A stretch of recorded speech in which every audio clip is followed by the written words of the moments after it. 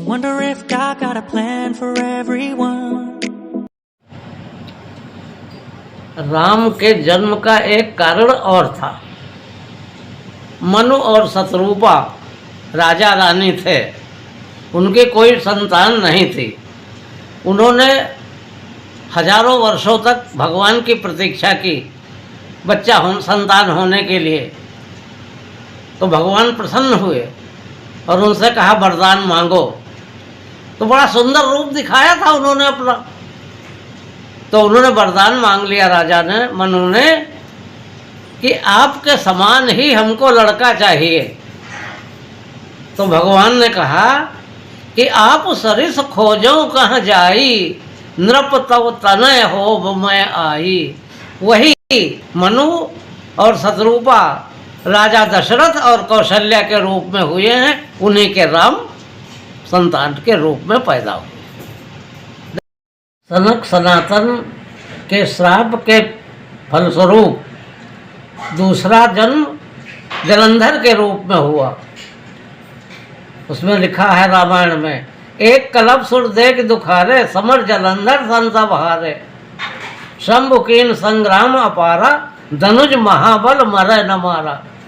तब भगवान ने जलंधर का रूप धारण करके उसकी स्त्री का सतीत्व नष्ट किया और उसको मारा। वही जलंधर फिर तीसरे जन्म में रावण हुआ है। तहाँ जलंधर रावण भयऊ, रणहत राम परम पद दयऊ। जब राम ने उसको मारा तब उसको मुक्ति मिली।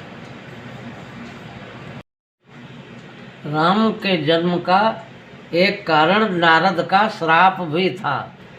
नारद ने श्राप दे दिया था। नारद भगवान राम के बहुत बड़े भक्त थे। राम ने उनका घमंड चूर करने के लिए सोचा कि इनको घमंड हो गया है, तो उन्होंने एक नगर की रचना कर दी। उसका एक बहुत बड़ा राजा था, उसने अपनी लड़की का स्वयंवर रचा। नारद उधर से निकले तो सोचे कि हम भी अगर इसमें चले जाए तो हम भी उसकी शादी के लिए एक कैंडिडेट बन जाए। तो कहेंगे हमारा रूप तो अच्छा है नहीं, अच्छा रूप भगवान से मांग लें। तो भगवान सामने मिल गए।